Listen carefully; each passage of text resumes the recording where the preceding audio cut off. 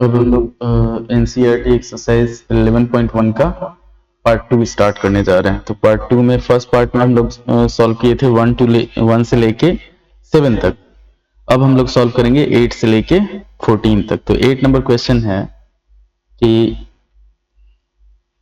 हमारे पास horse is tied to a pig at one corner of a square shaped grass field of side 15 meter by means of a 5 meter long rope.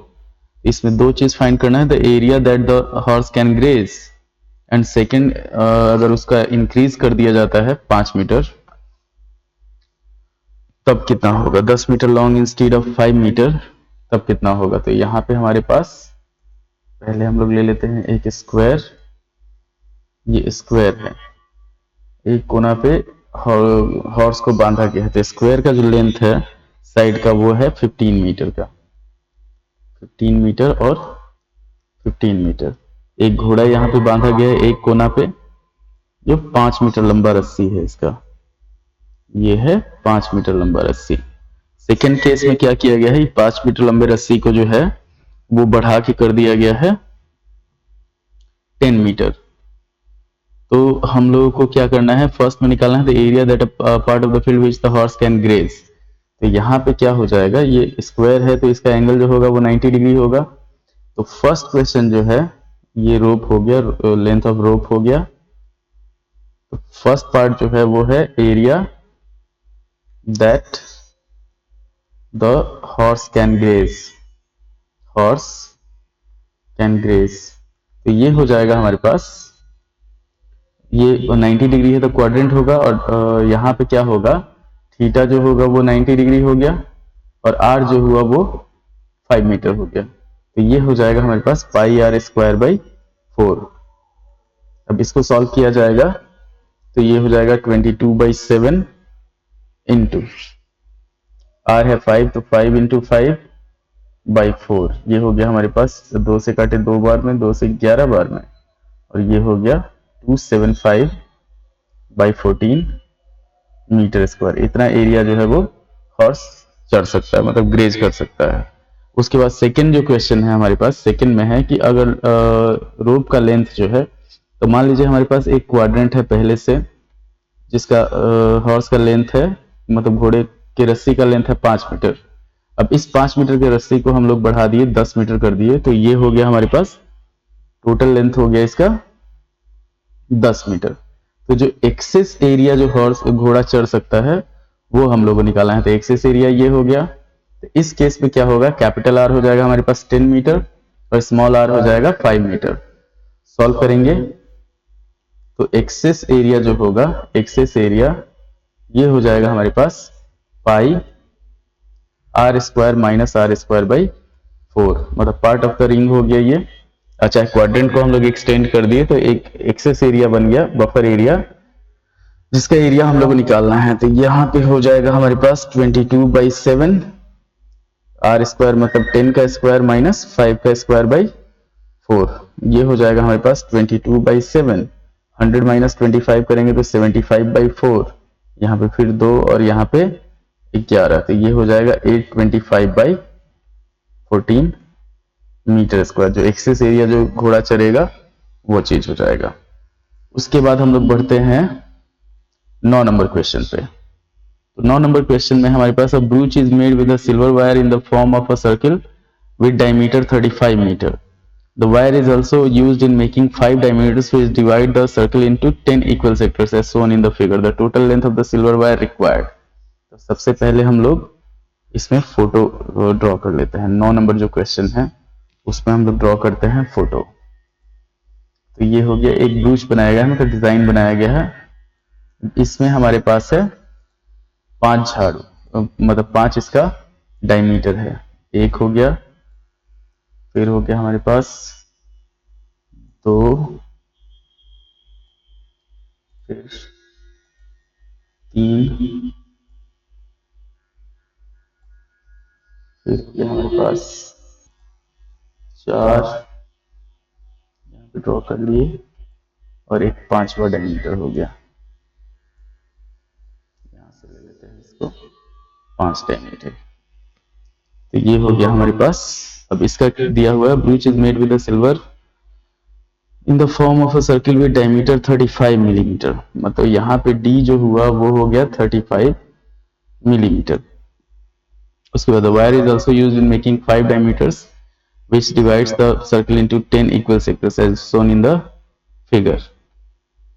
अब ये हो गया, इसमें number of diameters जो हो गया वो 5 हो गया। तो हम लोग को फर्स्ट में निकालना है total length of the silver wire required. ये 10 सेक्टर है तो 1 2 3 4 5 6 7 8 9 10 है। अब यहाँ पे थीटा जो होगा एक सेक्टर का वो हो जाएगा 360 बाई 10 मतलब 36 डिग्री। अब फर्स्ट में हम लोग को निकालना है लेंथ ऑफ वायर। तो लेंथ ऑफ वायर जो हो जाएगा वो हो जाएगा हमारे पास 2 पाई आर प्लस ये जो 5 डायमीटर है वो भी इसी से बना हुआ है तो 5d हो जाएगा। अच्छा है, इसको हम लोग लिख सकते हैं पाई डी प्लस 5d। यहाँ पे 22/7 इंटू 35 प्लस 5 इंटू 35। 7 से काटेंगे इसको 5 बार में, ये हो गया 110 प्लस ये हो जाएगा 175। जोड़ेंगे इसको तो 285 मिलीमीटर हो जाएगा। अच्छा है, इसको हम लोग 28.5 सेंटीमीटर जो मतलब ब्रूच बनाने में जो चीज इस्तेमाल हुआ है जो सिल्वर वायर उसका लेंथ हो गया। तो area of each sector of the ब्रूच, तो यहाँ पे हो जाएगा हमारे पास सेकंड में सेक्टर के लिए हमारे पास थीटा का जो वैल्यू है वो 36 डिग्री है।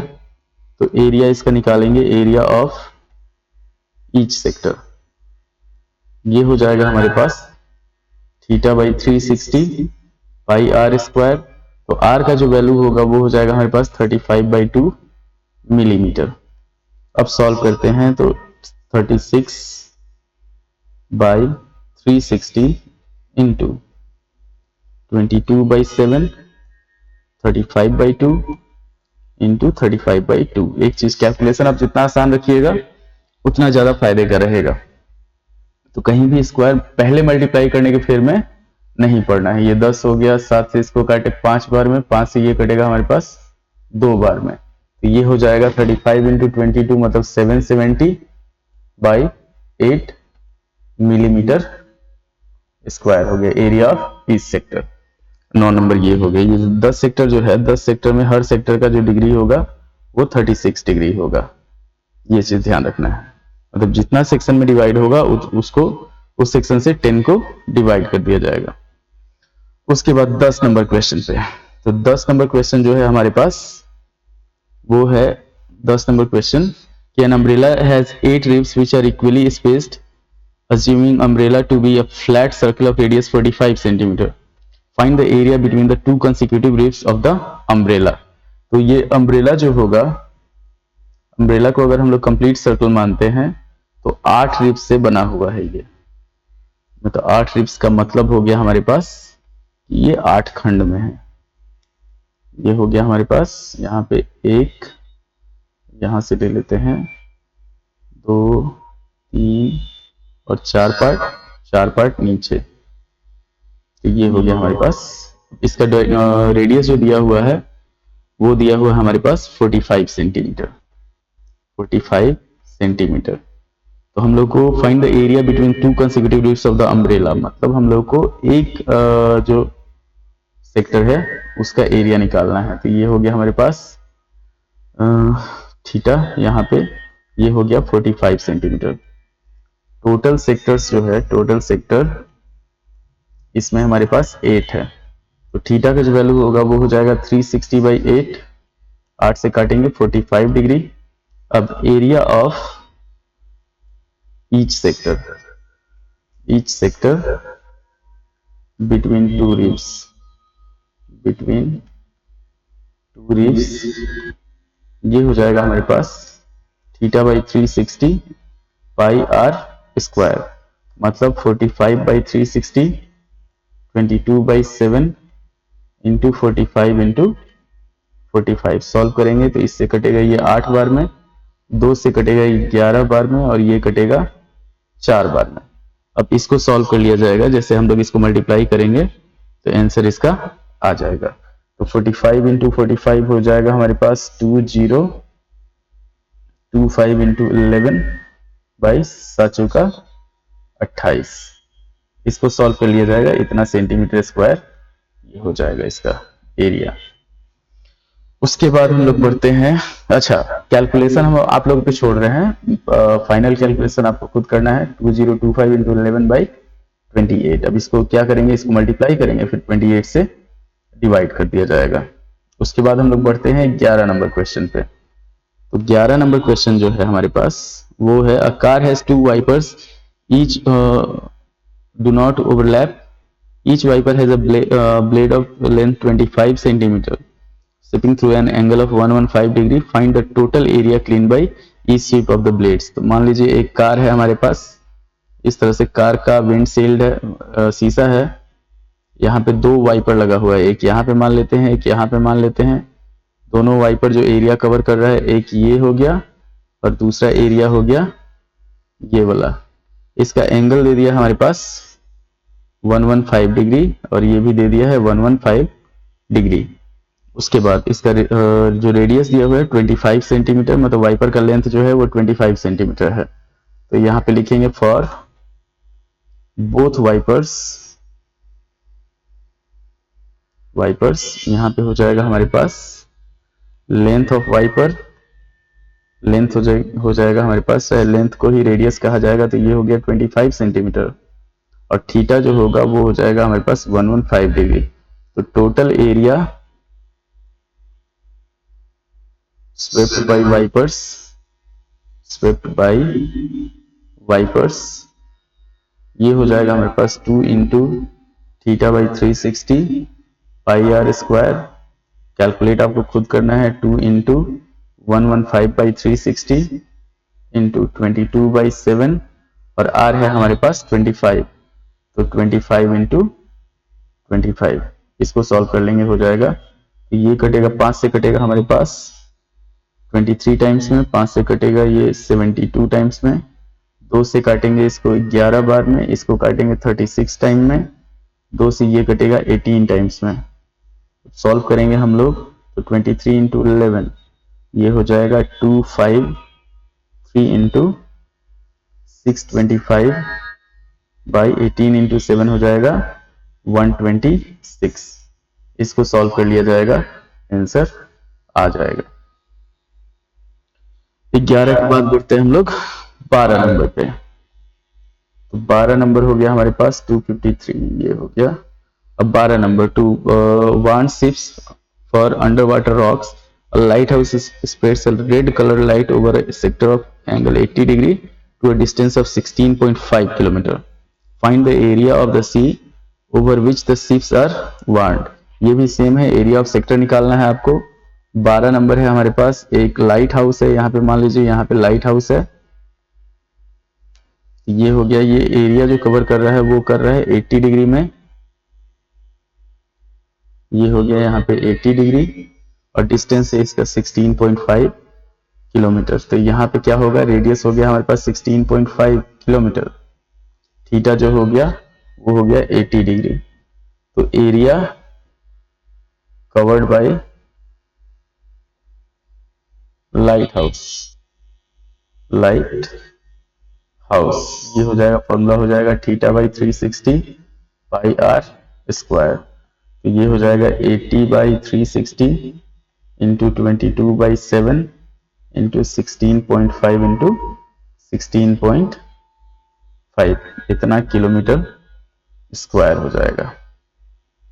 ध्यान रखना है, तो कैलकुलेशन में थोड़ा सा ध्यान रखना है आपको। ये हो गया हमारे पास, 4 से काटे इसको, अच्छा इसको आप लोग कैलकुलेट कर सकते हैं कैलकुलेटर से। उसके बाद हम लोग बढ़ते हैं, राउंड टेबल कवर्स है 6 equal designs as shown in figure 11। तो फिगर जो है वो 13 नंबर क्वेश्चन के लिए 13 नंबर क्वेश्चन है हमारे पास। फिगर जो है इसका वो हम लोग देख लेते हैं, शेप ले लेते हैं। एक सर्कल है बड़ा सा, टेबल राउंड टेबल है, एक यहां से चलते हैं, एक हो गया, फिर हो गया हमारे पास 2,